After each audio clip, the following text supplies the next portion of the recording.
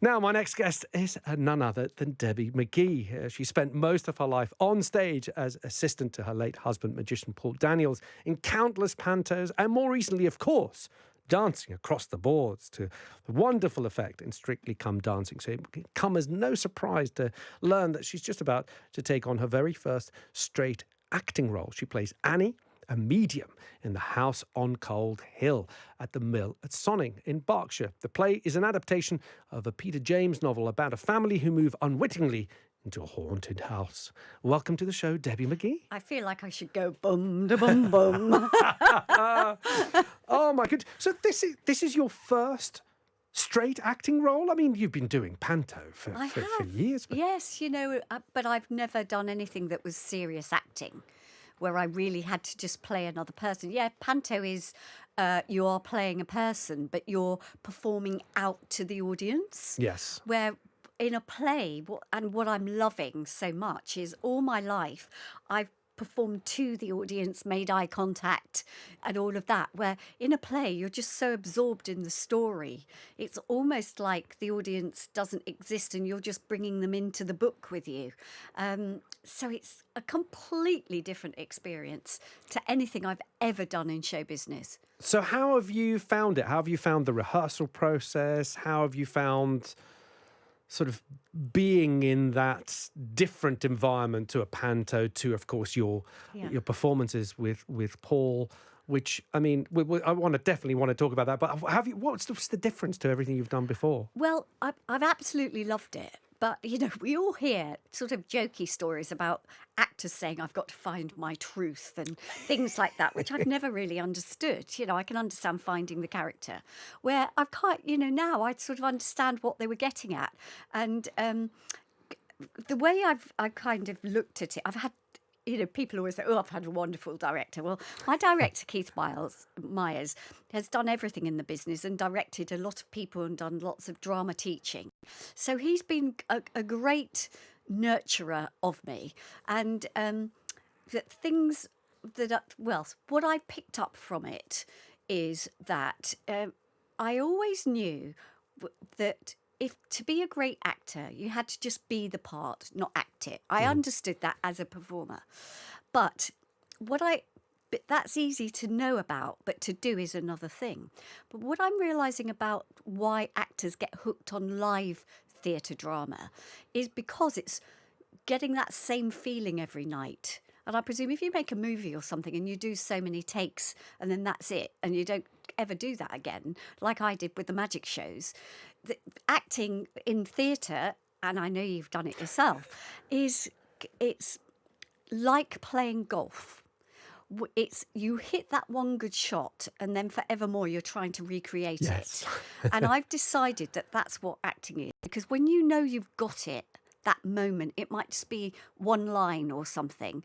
That's what keeps you driven, and you want to recreate that and feel it every night. And that's what I'm finding so exciting. And of course, there's that addiction to the live audience as well, which I know that, the thing about you, Debbie, is that, you are a natural born performer. You have got so much experience in being on stage, performing, the magic shows, the dancing, the panto, and all of that. And that must be hugely helpful as an experience. Being on stage must be hugely helpful, all that experience you've had. Well, it really is, because things that have helped with the acting about performing is sort of timing.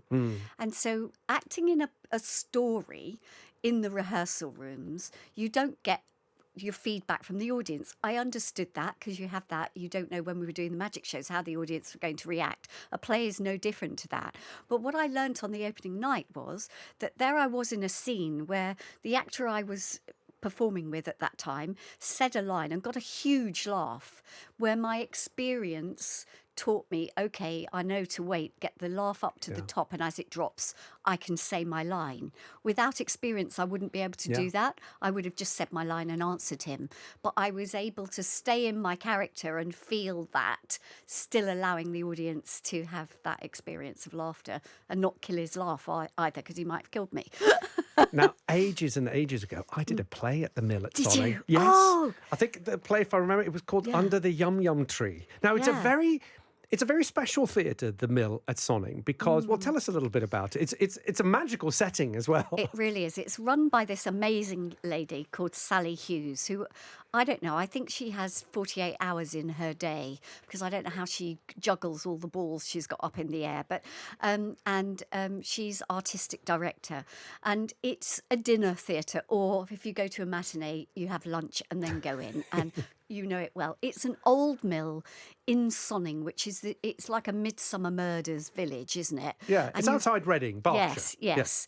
And just outside Reading. And you go over a little bridge and then you go in and there's this old building of a mill. And you go in and it is like not walking back in time because the bar is quite modern, but you go in and there's a little foyer, it's quite show busy, and then a bar that you can have a drink or a cup of tea, and then you go upstairs to the restaurant for your dinner and lovely 2-course meal, and then they say now it's 8:15 is when the play starts, or 2:15 is the matinee. And you go into this little theatre that seats about, I don't know what it is, but about 250, I would imagine. It's not big, yeah. And the front row is in the play. It's like a studio theatre, isn't Yeah, it? they're very well lit, the front row. And it has got some. I tingle talking about it because I've seen lots of plays there. I live in the area. It has got this special thing, and I think it's not just the building and this woman that loves it with a passion, because she passes that on to everybody that works there. This fabulous team. I think it's also that you just feel it's not like anything else. It's not like going to a normal theatre because you're having dinner and everything. It's just, I don't know. It's really special, isn't it? It is. It's a very special place, and I think a needed place. You need places like this around the country. No, I definitely enjoyed my time there. Now, I have to say, self-confessed, I've been a fan of magic for a very long time. I've been sort of doing magic from sort of about 20 years. Of course, followed you and Paul's career, of course, because, well, you were the most famous magic act in the country. But also, what I wanted to get to is because when I heard that you were going to do this role, I thought, well, this is not surprising because you've got entertainment in your blood.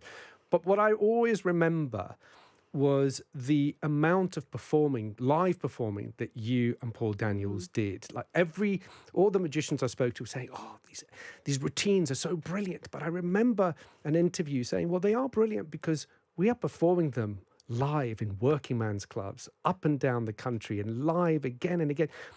Do you think, because we have got fewer live venues now across the country, we don't have that ability of performers, whether they're magicians, singers, dancers, to go out and do and be in front of an audience? Do you think we're suffering from that a little bit?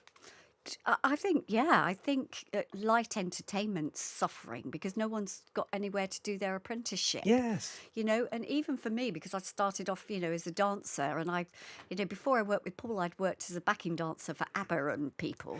You learnt and people, some other ABBA, Christopher, and some whoever. people. But I don't want to show off. But do you show learn off. your craft, and you learn about timing, and you learn all things like about stage, but I also did, a lot of television stuff abroad as well, where you learnt about working cameras. So by the time I actually did the Paul Daniels TV show, and I'd done, we'd done a stint at the Prince of Wales Theatre in the West End for 14 months, and I'd done a couple of summer shows with him. By the time I was offered the TV show, Paul, because he's had loads of different assistants until then, but Paul's producer and Paul said that I got lots of fan mail, which was really lovely, but also it was because I knew about timing. Yeah.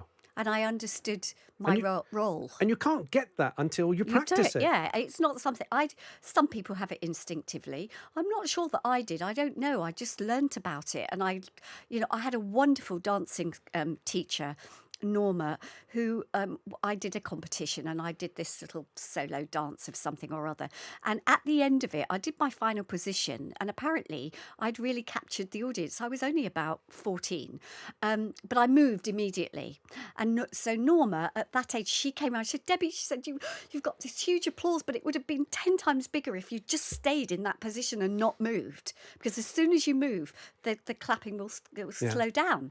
So, of course, just that little thing when I was 14, when I became Paul's assistant, I understood at the end of a trick, don't move until the climax of the applause is just waning.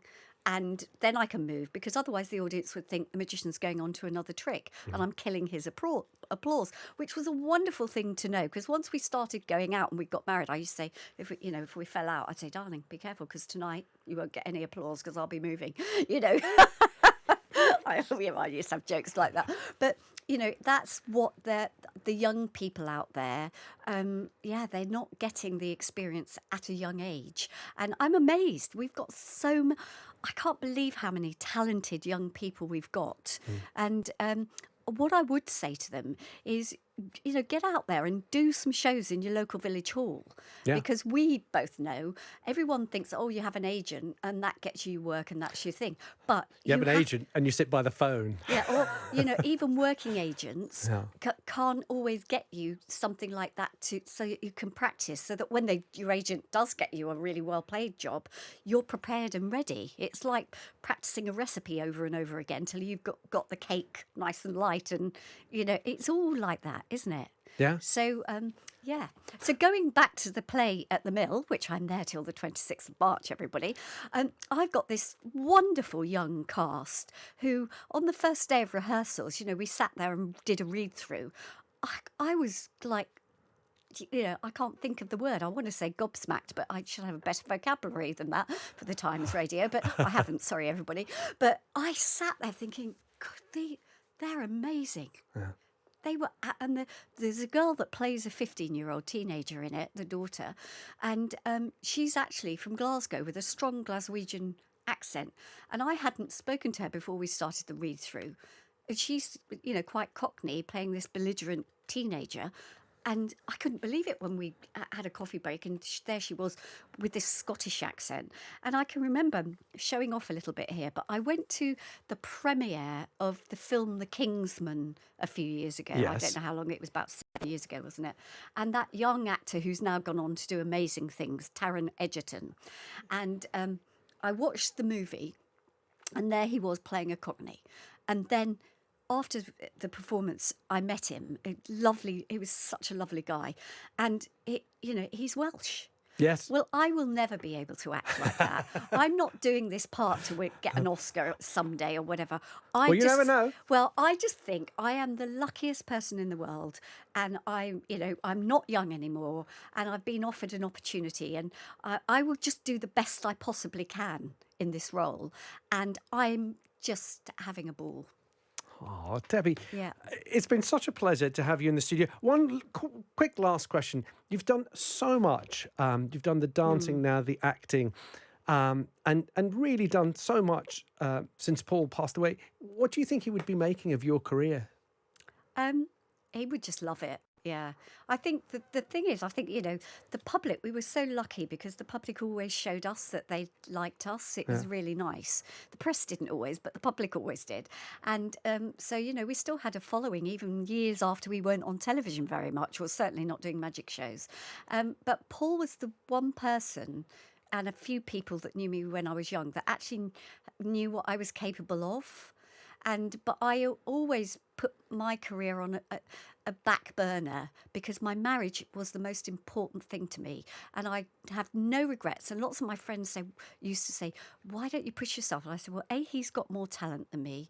Paul did have and I can say it now because he's not alive, but he was like the Sammy Davis Juniors. He had unbelievable charisma live, and Penn and Teller paid him a huge compliment after he died, the big American magicians from Las Vegas. And they said in their green room at the where they were working in Vegas, where they had all the big movie stars after the show.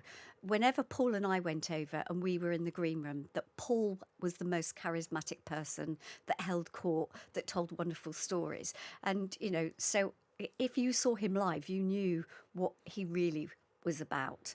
But he would be happy for me that I've carried on. I mean, I can't believe what's happened to me since he's died.